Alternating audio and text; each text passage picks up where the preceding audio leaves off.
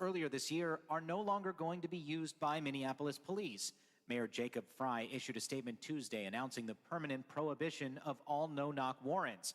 The new policy will require officers to repeatedly knock and announce their presence and purpose prior to entry during a search warrant, and implements a minimum wait time of 20 seconds for all warrants and 30 seconds for those executed at night. Mark Remillard, ABC News. California state lawmakers are moving ahead with a bill that would allow private citizens to sue anyone who distributes illegal assault weapons, guns without serial numbers, or large caliber rifles. The bill approved by a state Senate committee.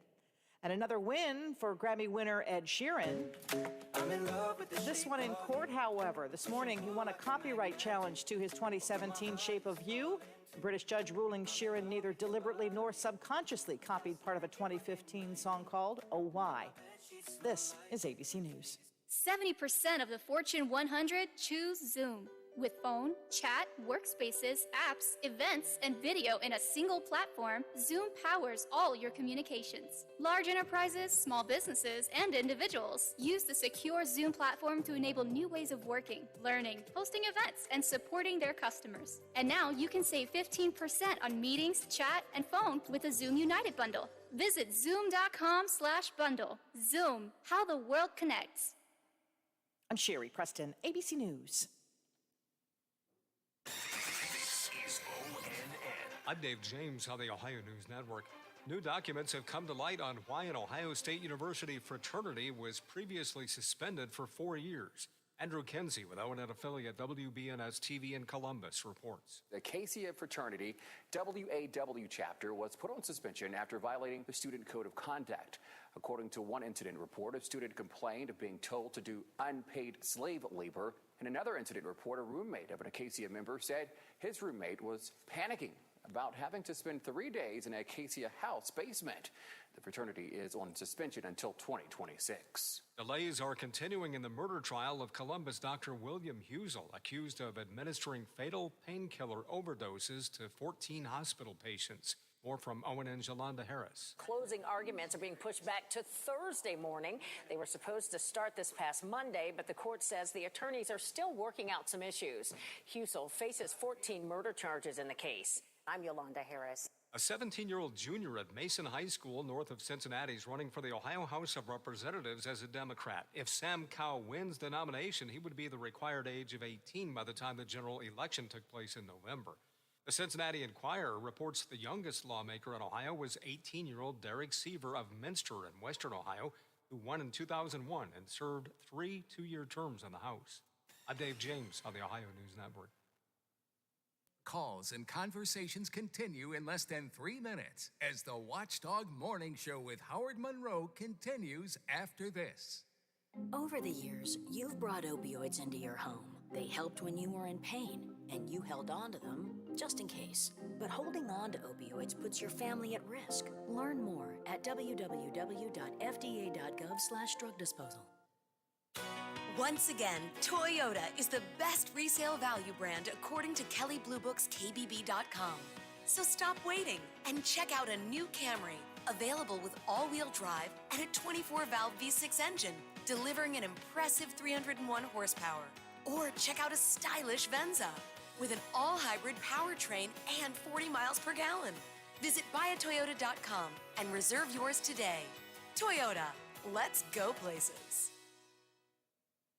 Every day, fraud, foreign interference, and big tech censorship threaten America. Nothing is more sacred than fair elections, and no one understands that better than a warrior who's dedicated his life to defending our liberty, Frank LaRose. Frank LaRose proved his courage on the battlefield, serving in Iraq and Kosovo, earning a Bronze Star as a Special Forces Green Beret. Frank LaRose proved his political courage helping make Ohio's voter ID laws among the toughest in the country, banning unsecured drop boxes, ensuring illegal immigrants can't vote, and purging thousands of fraudulent voters from the rolls. Frank LaRose has the courage to take on anyone who dares to interfere with America's elections, whether that's a hostile foreign power or powerful liberal elites. The courage to defend our values, the courage to defend our votes. Frank LaRose, the courage to lead. Paid for by Americans for Secure Elections, not authorized by any candidate or candidates committee. Are you or your loved ones facing a serious legal battle? The law office of Paul Harris wants you to know you aren't alone. Do you need someone that's not afraid to go to trial and fight for your rights? Attorney Paul Harris and his team are willing to go where most firms are not. The courtroom. With a successful track record in civil litigation, criminal defense, including tax issues and healthcare fraud, Harris Law Office will fight for their clients by offering the most aggressive representation in and out of court. Call Paul Harris at Harris Law Office for a free consultation. 304-232-5300. You took the first step and quit smoking, but even former smokers may still be at risk for lung cancer. That's why SaveByTheScan.org wants you to know about a new low-dose CT scan that can detect lung cancer early. It takes only 60 seconds and could save your life. You took the first step, now take the next. Visit SaveByTheScan.org for a simple quiz to see if you're eligible and talk to your doctor about screening. SaveByTheScan.org is brought to you by the American Lung Association's Lung Force Initiative and the Ad Council. Live and local talk is just around the corner. Stay right here on The Watchdog. The views and opinions expressed on the following program are not necessarily those of this station or its sponsors. Hey y'all, do you know what today is? April 6th is National Twinkie Day. It is National Twinkie Day. Hey, a Twinkie! I want a Twinkie. You cannot hurt a Twinkie. That's a big Twinkie. Twinkie. Twinkies? I brought you a Twinkie. A Twinkie? Well, how long would a Twinkie last? Maybe I should eat the Twinkie. I'm a Twinkie. Yeah, he's a mystery wrapped in a Twinkie. You did all this for a Twinkie? Behold the Twinkie. It's showtime.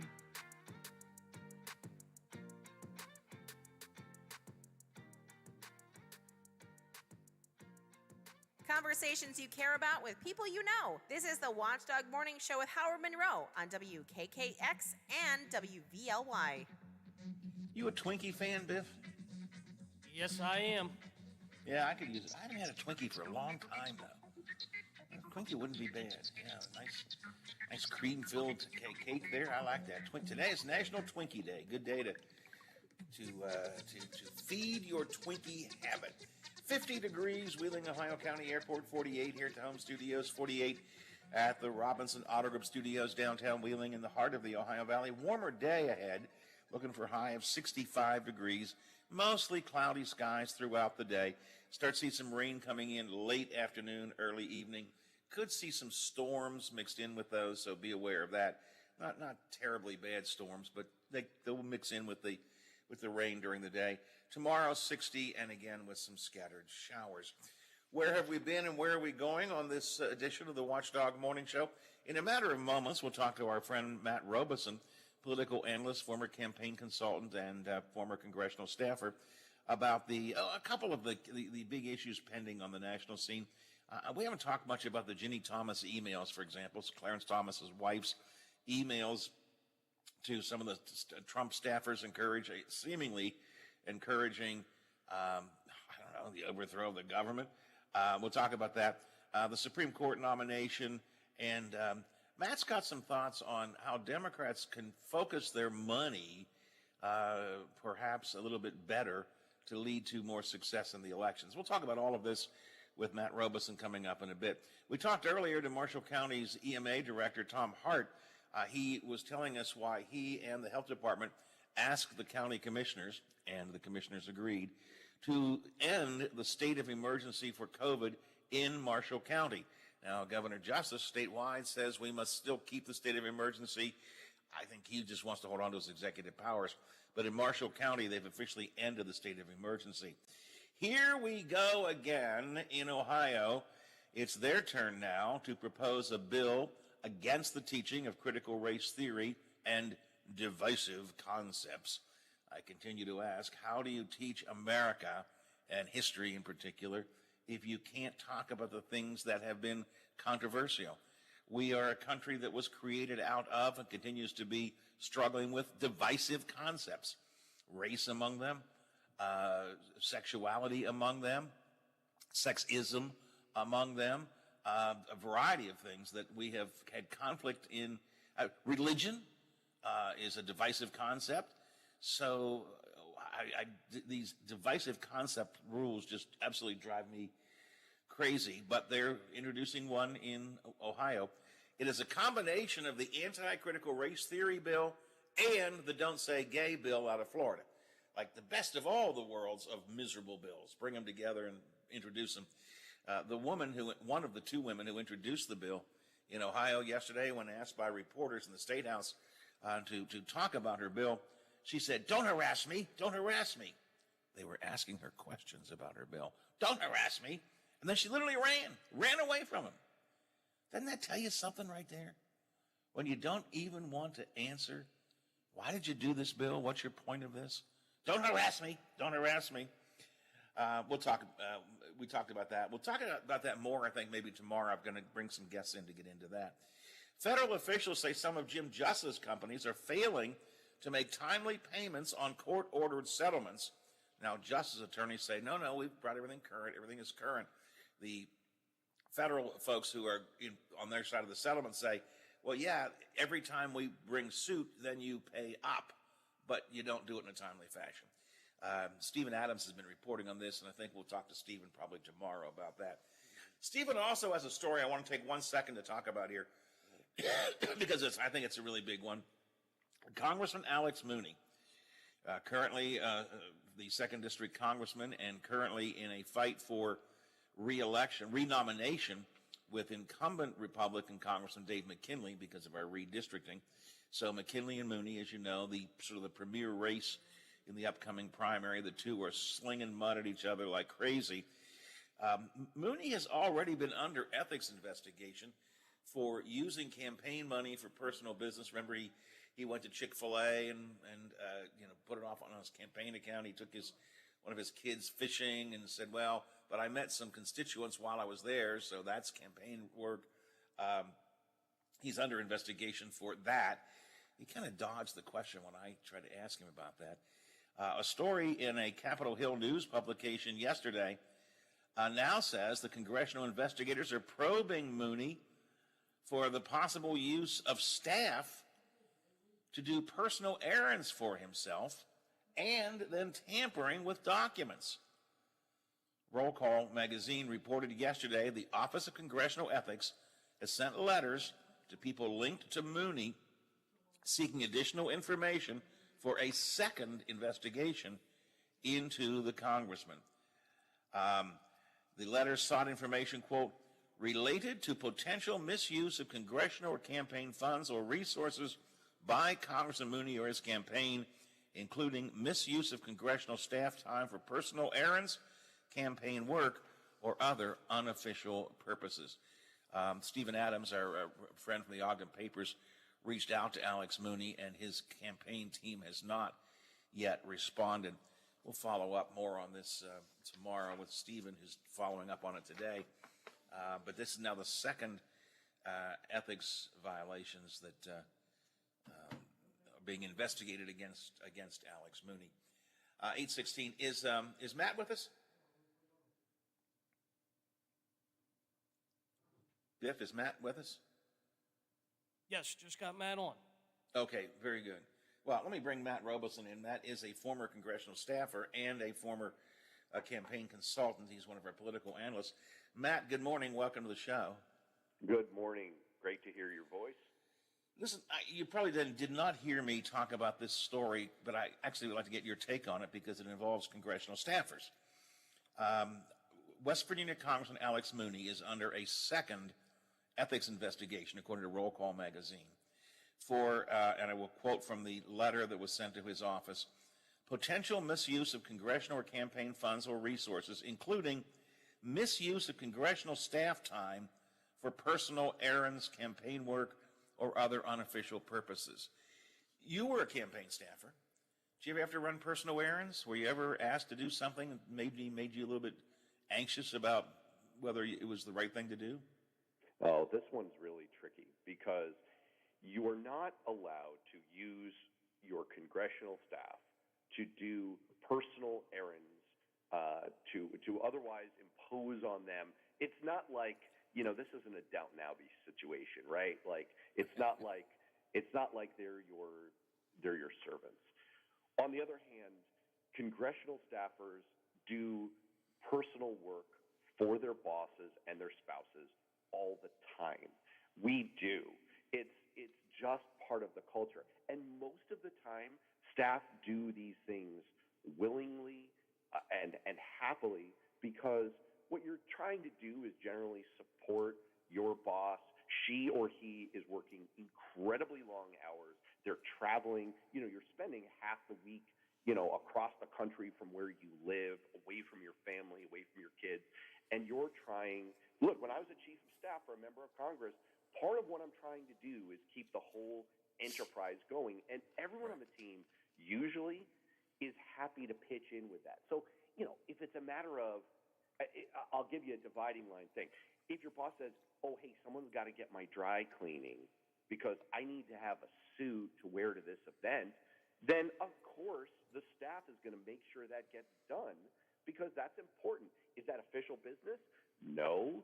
So when I hear of a case like this, I tend to think context is everything, because there are definitely situations where you have a dictatorial spouse, where you have a member of Congress who truly does treat her or his staff like servants and are inappropriately imposing on their time and resources. It's a very tricky dividing line, and I think context is everything in cases like this. Let me give you this article in Roll Call gives a couple of examples that were apparently listed in this ethics complaint. Give me your reaction as a former staffer. A staffer assisted the congressman's wife in inquiring how to obtain her medical license.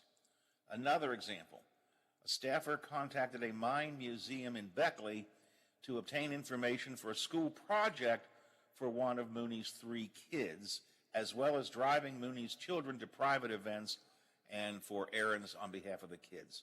Those are a couple of incidents cited in the complaint, which Roll Call puts in their article.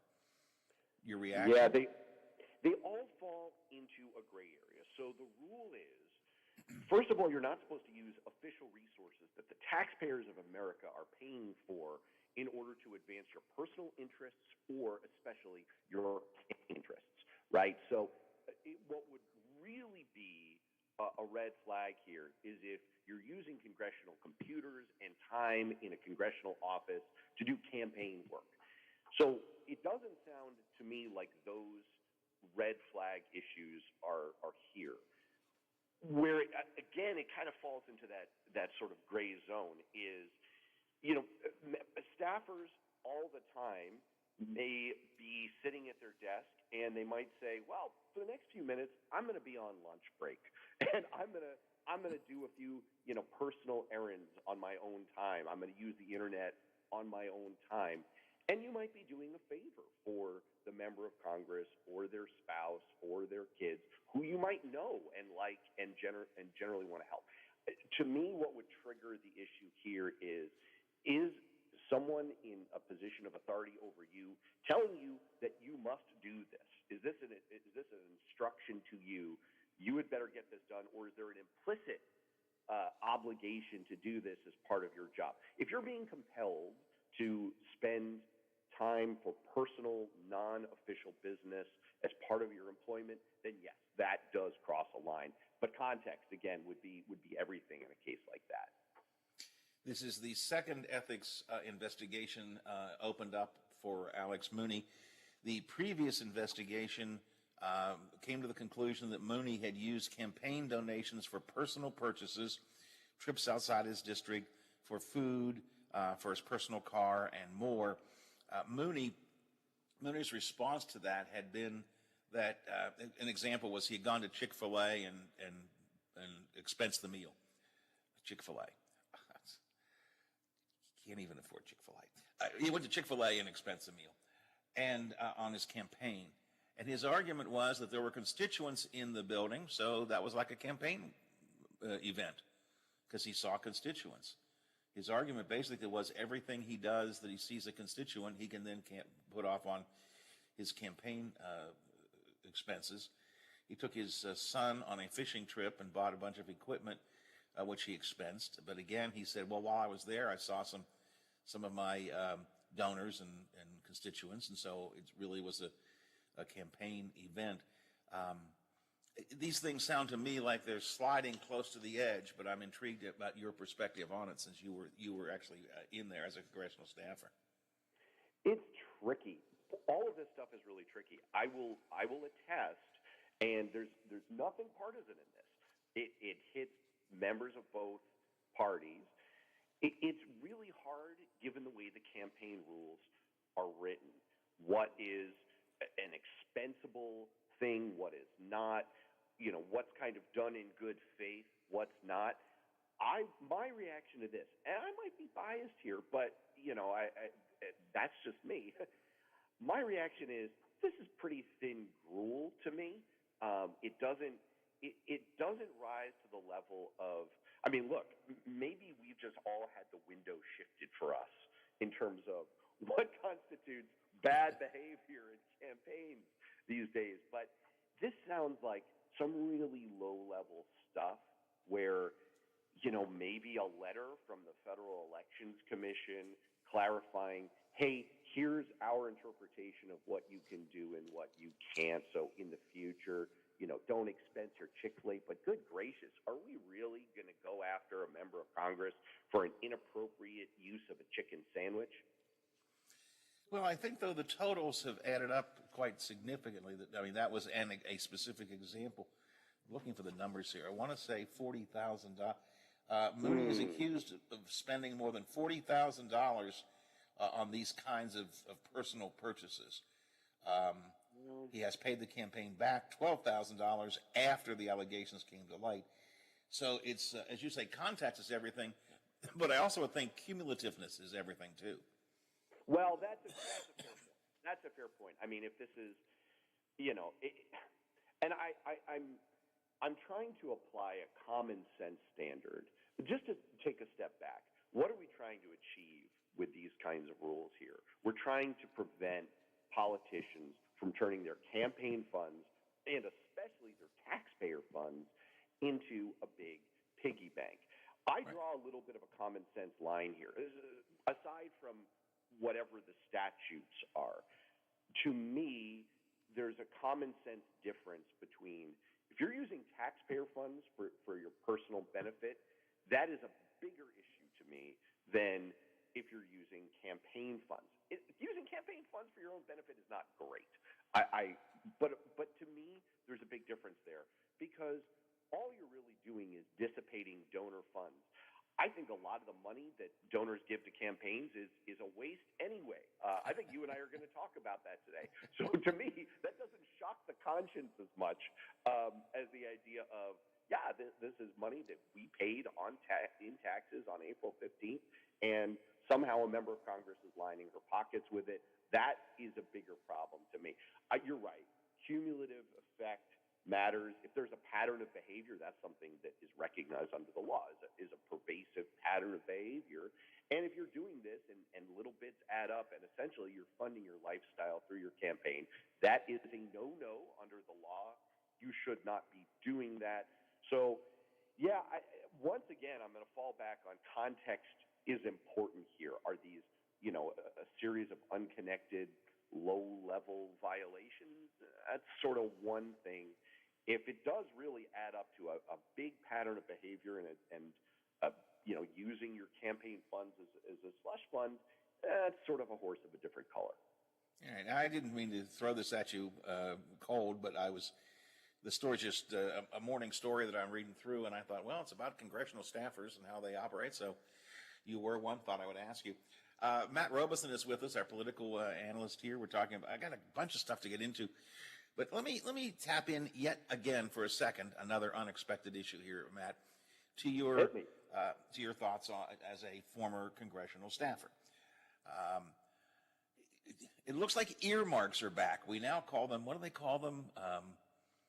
Member designated, some weird thing. Directed spending is the usual use. I mean, I remember, and I'm guessing you probably were in Congress. Or not in Congress, but were a staffer on Capitol Hill when earmarks were around. Earmarks were something that for a long time everybody loved. It meant bringing money back to your district, your constituents. And then somewhere along the way that became a bad word. Earmarks became a bad word, and they were cut out. Now they're back again. What do you think? I am one of the few rabid fans of earmarks out there. I think they're good. I'm going to sound like Gordon Gekko here for a second. I think they're good. I think they work. I think they make Congress better. And I know I'm kind of in an unpopular place on this. So, yes, you're right. My very first job on Capitol Hill was working for the Appropriations Committee. So the way it works in Congress is there are policy committees, you know, that you've heard of, like Energy and Commerce or Judiciary, and they pass policy. But the way our budget works is that we have kind of a two-step where we set the budget, but then there's a whole other parallel committee that actually spends the money. It's called the Appropriations Committee. That's where all the earmarks happen, or that's where most of the earmarks happen. And one of the things I did as a staffer was, as we were passing each of these appropriations bills, at the time there were 13, they may have consolidated down to 12, but you'd go into each of those bills and you'd have requests from members of Congress. They would say, I want $500,000 for the Howard Monroe Broadcasting Museum in Wheeling, West Virginia. And you would kind of go down the list. And behind the scenes, the way it really happened was, you know, you would sort of discuss on behalf of the members of Congress who headed those committees, all right, how much money do we have in here to give to earmarks? How much does this member get? And what is sort of their priority of their requests? And we would try to fulfill them. Where I think the whole process got into trouble was it was not our job as staffers to vet these requests. And I think members of Congress were frequently not vetting those requests. And so you got some real clunkers come through. I think one of the famous ones was $25,000 for the parking lot at the Lawrence Welk Museum in somewhere in Minnesota. Remember that.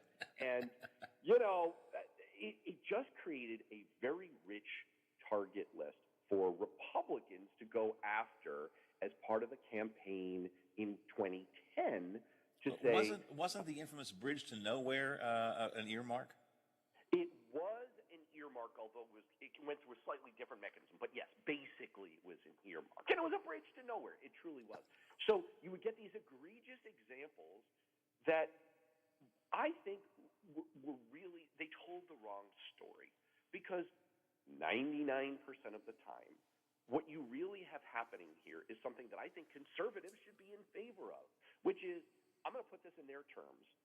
Instead of some faceless bureaucrat at a federal agency deciding where your taxpayer dollars go, your elected representative, who you get to vote for, decides where just a tiny portion of your tax dollars go, way less than 1%. To me, that sounds like a pretty good deal for democracy. It also, speaking of deals, helped deals to get done because it meant that members of Congress had skin in the game for passing bills. There was something that, you know, leadership on committees could hold over their heads and say, look, we've got to work together. We need you to vote for this. Nowadays, part of the reason we have congressional gridlock is that you're always better off, from a politics standpoint, voting no on something. You're always better off. It's awfully hard to assemble, especially a bipartisan coalition for something, because you catch all the grief for everything in the bill. At least earmarks gave you a defense of, look, I brought $1 million home for this bridge in our district, and it's getting people to work every day. And so we've lost some of that. And it's no coincidence in my mind that Congress has gotten more gridlocked after earmarks went away. And I think it's bad for the process, and it's not so great for democracy either. First place, I don't know if you're a minority or not, as you said earlier, but I also never thought earmarks were a bad thing. I always thought they were a good thing. Of course, West Virginia was home of Senator Byrd, who brought the greatest earmarks of all time, home to our state. So, I always thought earmarks were a good thing. They let our elected representatives make some decisions about the direct spending of our money. And I also think exactly what you said. I thought about this. When we had earmarks, members of Congress would sit and talk to each other across the aisle even Hey, Matt, listen. I know you're looking for a fishery museum in your area, and I really need to make Monroe happy for his broadcast museum. Can we work out, if I vote for yours, will you agree with, you had to talk, you had to negotiate, and it was for not the common good, but for the individual good, which became the common good, which made, I think, a lot more bipartisanship possible. So I think it had value. But these days they call them member-directed funding or something. I know Senator Manchin actually has a section on his website where if you have suggestions on where some money should go, you should go to his website and fill out a form there and all that kind of good stuff. All right, listen, Matt, I'm going to take a break. Can you stick around for a while? I'm happy to. Because I do have some other issues. I want to talk about the Supreme Court nomination. I want to talk about Supreme Court Justice's wife and Ginny Thomas and all that sort of stuff. Maybe a little bit on January 6th. So we've got some stuff to talk about. Matt Robeson with me here, Watchdog Morning Show. It's 8:34, 26 till the hour. Ohio Valley headlines here from our friends at Metro News. And it's also time to check our Morning Mountaineer Report. Tony Caridi is here with the latest from WVU. West Virginia Metro News. I'm Chris Lawrence. Students at a high school in Mercer County are facing charges after a fight results in one getting stitches. Police say that one student at Bluefield High School on Tuesday pulled out a knife and cut another. Injuries are not life-threatening, but the students face weapon and assault charges. Mercer County schools say the district is prohibited from discussing student disciplinary matters, but it's concerned about the behavior. Bluefield police are also involved in the investigation. State Economic Development Secretary Mitch Carmichael says he is skeptical about Seva, West Virginia's plans to redevelop more than 5,000 acres on the former Hobet mine site in Boone and Lincoln County, but he does want to see the project succeed. I just don't want to say that, that this is a 100%, that they're already started on the project and the state is stepping in and putting money in it. That is not the case. We are helping them be successful. But Seva President Devonna Corley says she believes they will be able to recruit companies to that site and other investors that are in need of green power. We can help them by adding to checking the box of meeting that minimum criteria that they need in their portfolio. And that's what this project will do. Seva announced plans Monday to build the state's largest solar energy farm there. Still plenty of flu going around West Virginia. Shannon McBee, the state's epidemiologist at the DHHR's Bureau of Health, says they're seeing an uptick in cases, although it's the end of the season. You're listening to Metro News, the voice of West Virginia. The sound of bells at a service to remember the 29 coal miners who were killed in the 2010 Upper Big Branch mine disaster. Betty Harrell lost her brother Steve in that tragedy and says it could have been avoided. My brother was on the long wall, the first ones that was brought out. It was the worst day of our lives. You know, it's just unreal. Unreal. It should have never happened. From the Metro News Anchor Desk, I'm Chris Lawrence. Coach P says a formal hello. Bob Bowlesby says goodbye. Hi, everybody. I'm Tony Caridi. Those stories and more coming up on today's Mountaineer Report, brought to us by Kroger, the official grocer of WVU Athletics. At Kroger, we believe fresh means holding our produce to a higher standard. That's why we do up to a 27-point inspection on our produce. Like for citrus, we check for things like scarring and sunburn. Yep, oranges can sunburn. And we'll make sure you never see it. In fact, we only allow the best oranges, lemons, and grapefruits to reach our shelves. Because when it comes to fresh for everyone, we believe the juice is worth the squeeze. Kroger, fresh for everyone. 42 million Americans struggle with hunger, yet 35% of the food in this country is wasted. Those aren't just numbers, they're our neighbors, your daughter's friend from school, the family of 4 next door. The Kroger Company's Zero Hunger, Zero Waste Foundation is committed to making fresh food accessible to all by ensuring it never goes to waste. Together, we can help end hunger. Learn more at zerohungerzerowastefoundation.org. New WV women's basketball coach Dawn Pitzel-White is on the job. The formal press conference to introduce West Virginia's 6th ever women's basketball coach took place yesterday afternoon at the Coliseum. Tops on Coach P's list is to begin building relationships with returning players. Really excited. I think there's a process in really getting to know our players and developing that relationship. It's something that we want to be authentic, and that takes a little bit of time. And so building that connectivity will take some time, but in meeting with them so far, I think they are very eager to get started, and we're very excited for an opportunity to get out on the basketball court and spend some time together. Pitzel-White says toughness will be one of the foundational markers of her teams. Her South Dakota squad was second in the nation in scoring defense. The Big 12 Conference's remodeling has added another side project. Commissioner Bob Bowlesby, who has held the position for the last 10 years, says he's stepping down. He'll enter into an interim role with the league once the new commissioner is hired. Bowlesby says he is reaching a natural transition point in my tenure as a commissioner as well as in my career. He's been involved in college sports for more than 40 years. Closer to home, the WV baseball team returning to action today. The Mountaineers, fresh off their series-winning performance against TCU, will host Marshall. Opening pitch, 3 p.m. West Virginia 16-10 on the season, Marshall 13-5. It's the 77th meeting between the two schools. That is today's Mountaineer Report, brought to us by Kroger. I'm Tony Caridi on the Mountaineer Sports Network from Learfield. You know, there's variety shows, and then there's, well, my variety show. I'm Bill DeFabio, and I bring you the best variety talk in the Ohio Valley, quite possibly the world. Join me from noon till 2 to talk sports, nostalgia, and hear from some of the legends of the game. You won't believe who I have on next. The Bill DeFabio Variety Show, noon till 2 on the Watchdog.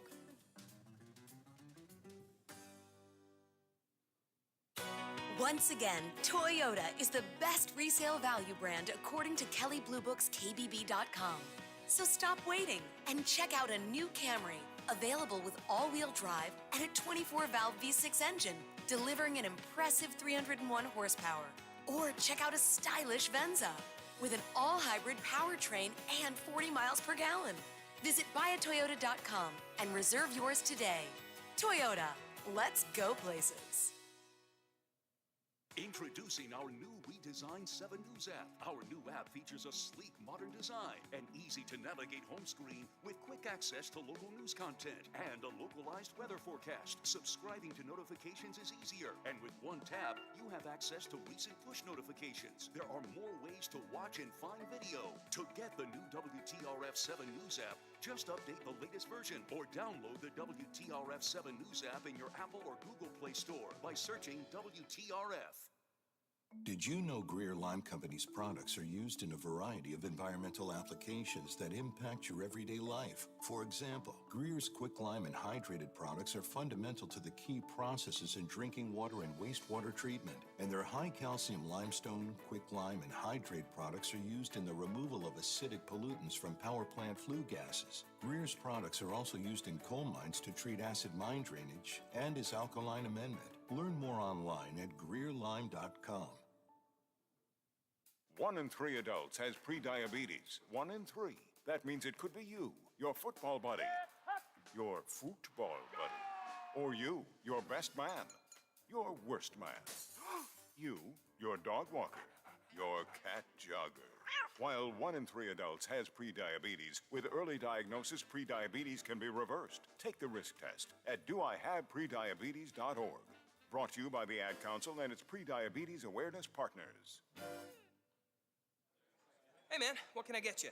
Yeah, can I have 2 Coors Lights? You got it. Hey, Mike! I need 2 Coors Lights! Sure thing. With a taste as cold as the Rockies, only Coors Light gives you refreshment every time. Here you go. Thanks, Mike. Doing a great job. All right, 2 ice-cold Coors Lights. That's the coldest beer I've ever had. Hey, they don't call it the world's most refreshing beer for nothing. Okay, be honest with me. Do you really have the Rocky Mountains in your beer cooler? You don't believe it? Check it out. Man, that's pretty amazing. I know, right? I can't believe it myself sometimes. I mean, this cooler is only 3 feet wide. Coors Light, the world's most refreshing beer. Coors Brewing Company, Golden, Colorado. With great beer comes great responsibility. If you missed us the first time, keep going. You'll find us just down the dial. AM 1600 and 1370, FM 98.1 and 97.7. We are the Watchdog.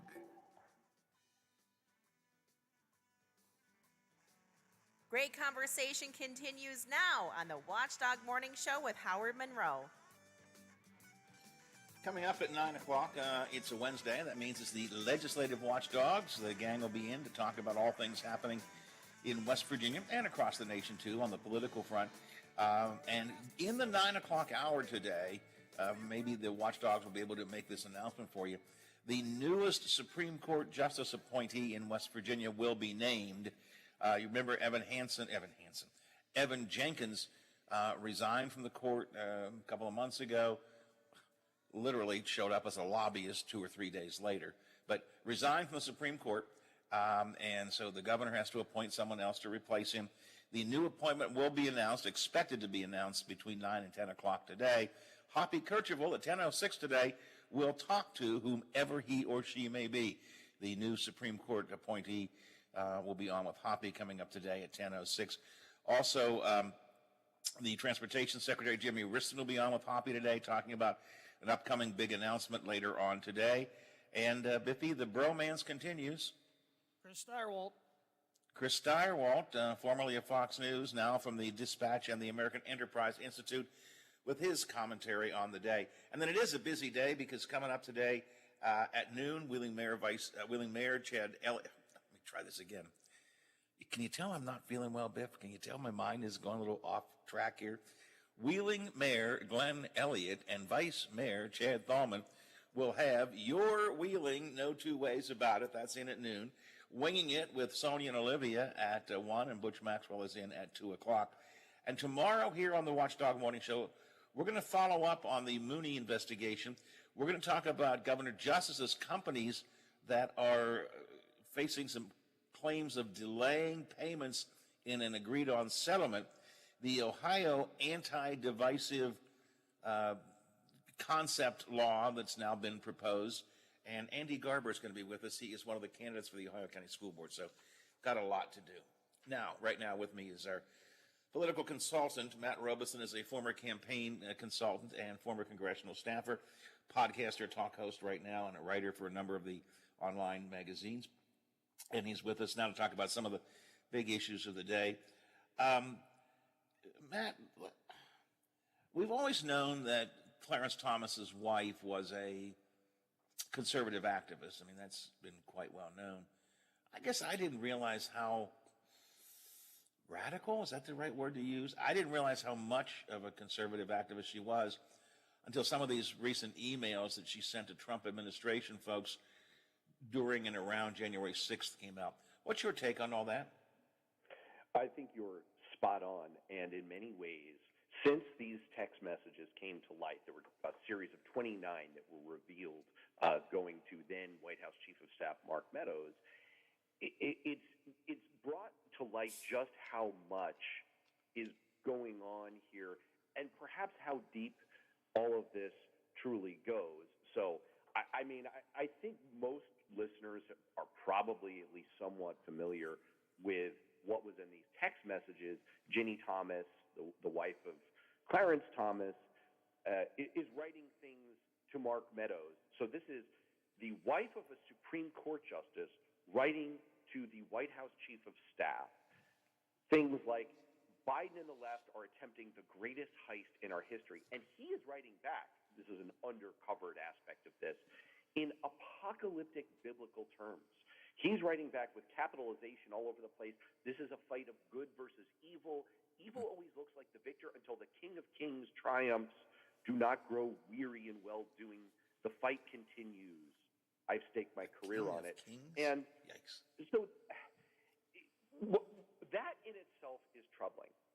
But I think there are bigger issues going on here. And there are 3 points I would raise about all of this. The first is that we just don't know what we don't know. So we've seen these 29 text messages, and there are little breadcrumbs that have also come to light, but haven't been well connected in the last 2 weeks. So, for example, way back when, the Washington Post had revealed that Ginny Thomas had been on a private email listserv. That's still a thing, apparently, email listservs, called Thomas Clerk World, which includes former law clerks of Justice Clarence Thomas.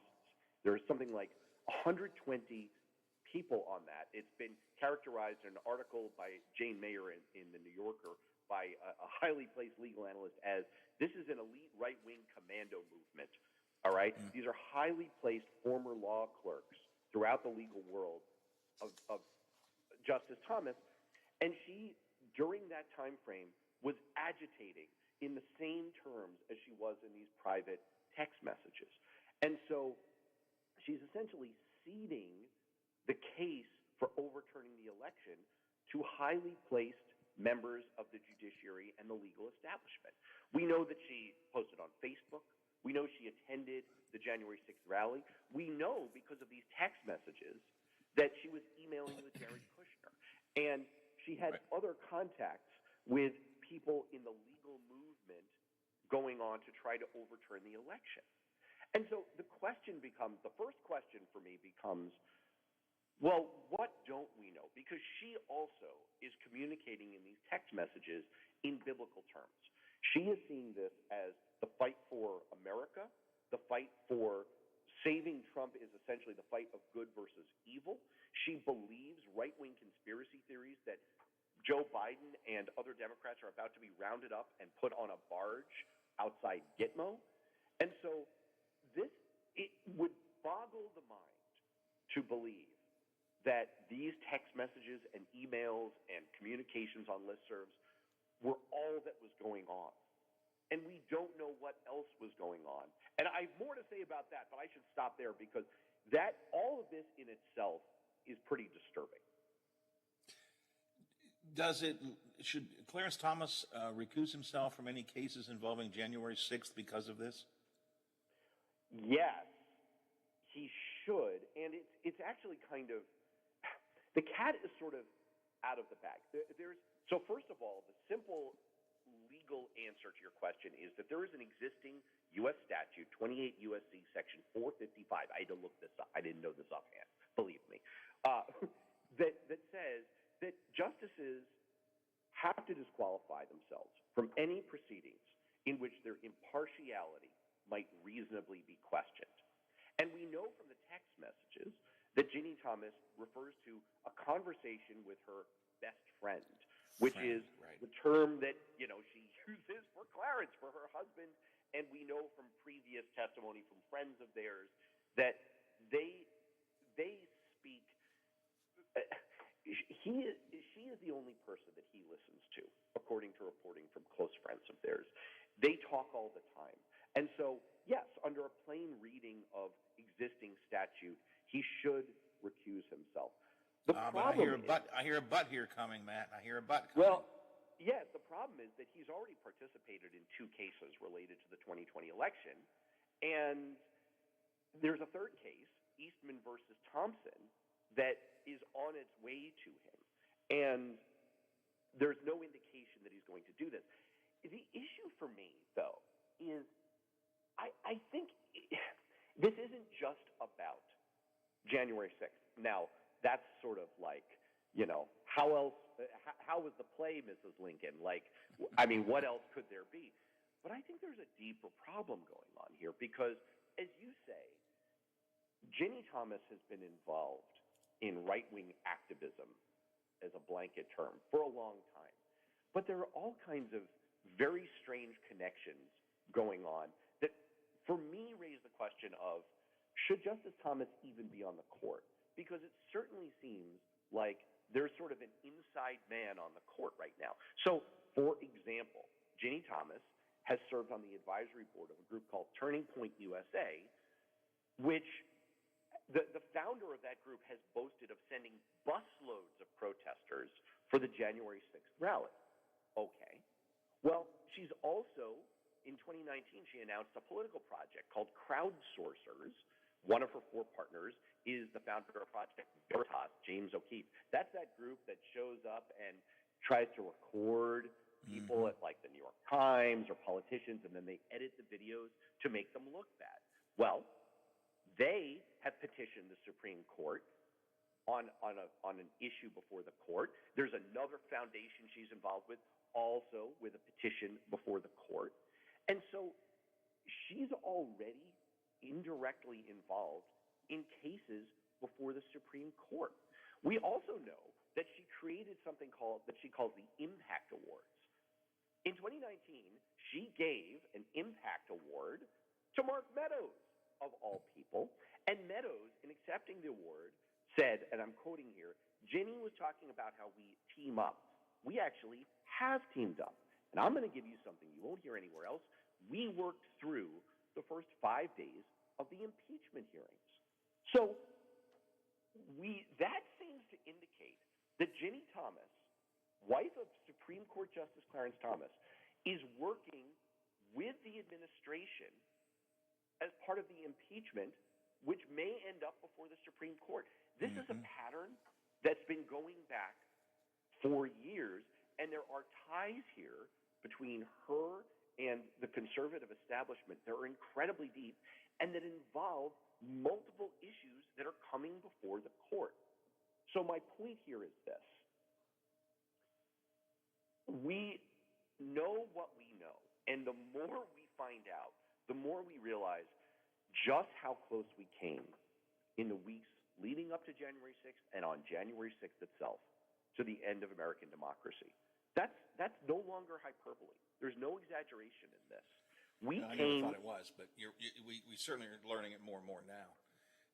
Will the January 6th Commission, they should call Ginny Thomas, I would think, will they?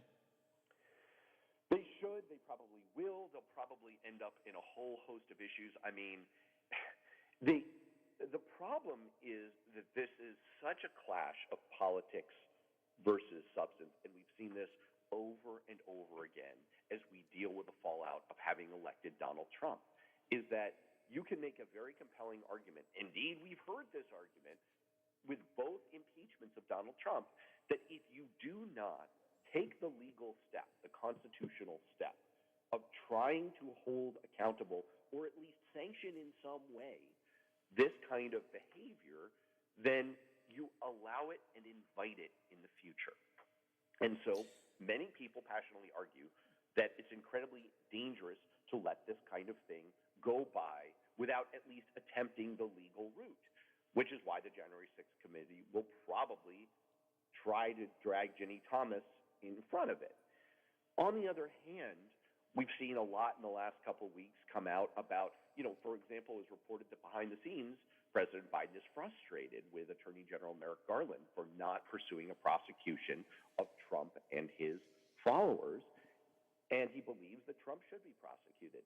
Well, that raises a whole bunch of questions, too, because, as I was saying on my roundtable show a couple of days ago, right now, the keys to the car of government are held by relatively sane, rational people with integrity. I don't know of many people out there who question Merrick Garland's integrity, and Joe Biden may be many things, but he's not some kind of raging ideologue or corrupt figure. And yet, in 2025, the keys to the car may go back to Donald Trump. They may go back to his cabal of people who could not care less about the Constitution, which we now know because of the Eastman memo and everything that's come to light about January 6th. And so if we set the precedent of prosecuting the former president, the top layers of his administration, we may be doing it for the best of reasons. We may be doing it for the purpose that I outlined a moment ago of sanctioning the kinds of illegal behavior they were engaging in. But there's no guarantee that a future administration and a future Justice Department would have pure motives. And they might simply, as a matter of course and political retribution, prosecute everyone currently serving in this administration. And that's another way that American democracy completely unravels. I'm not sure that there's a good answer to this. And let's be clear, the Looney Tunes are circling around. I mean, you talk about the sane people. There are Looney Tunes circling around. We look at Marjorie Taylor Greene, and we look at Lauren Boebert, and we look at some others in higher positions even.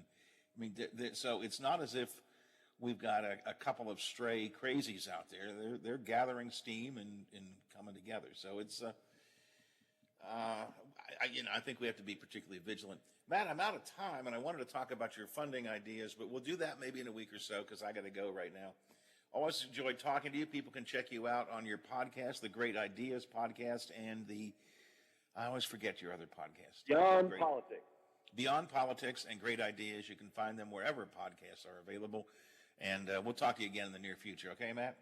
Looking forward to it. All right, thanks a lot. Matt Robeson, former political consultant, current political consultant and analyst for us.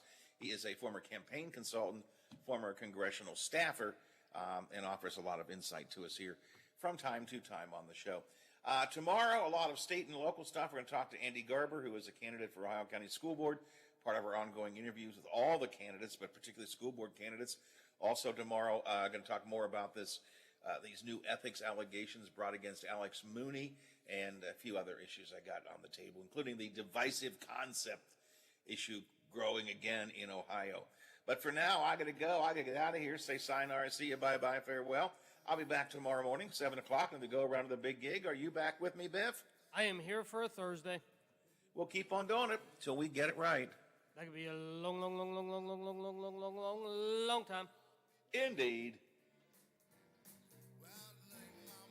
The Watchdog is FM 98.1, AM 1600 WKKX Wheeling, FM 97.7, AM 1370 WVLY Moundsville. From ABC News. All right. Okay, Biffy, I guess we're having a meeting today, so I'll be down in a little bit. I hope you were able to cover up my coughing most of the time because I had some pretty bad hacks there. All right. I don't know when this is all going to end. It'll end in another week or so. I'll finally give up and go to the doctor and get a shot of cortisone and it'll all go away. But in the meantime, I'll just be hacking. So this is me. All right. Go see the dogs and I'll see you in a little bit. All right. Thanks. Appreciate your help today, as always. Bye. It's been in the Kyiv suburb of Bucha this week. We traveled to Bucha and saw for ourselves the horrors meted out on the civilian population. At a church, graphic images of what appears to be yet another mass grave. You can see maybe 6 or 7 bodies in black bags. There may well be more beneath the earth. This town is now one big crime scene. A member of the January 6th Commission says Ivanka Trump's appearance on Tuesday was helpful. ABC News Chief Washington correspondent Jonathan Karl. Ivanka's testimony is considered crucial because she is one of the few people who was at the White House with President Trump while the attack on the Capitol was unfolding. And the committee has heard testimony that she was pleading with her father to do something to stop the violence. Tornado season again across the South. The same thunderstorms that spawned 41 tornadoes also hit Texas, Louisiana, and Mississippi with golf ball-sized hail and a lot of rain. David Douglas is in Crawford County, Georgia, where a twister touched down. There was trees across the road, so we helped Crawford County get up a bunch of trees up and down the road, get the medical services coming in and everything. Ed Sheeran slamming what he says is a culture of baseless lawsuits intended to squeeze money out of artists, hoping to avoid the expensive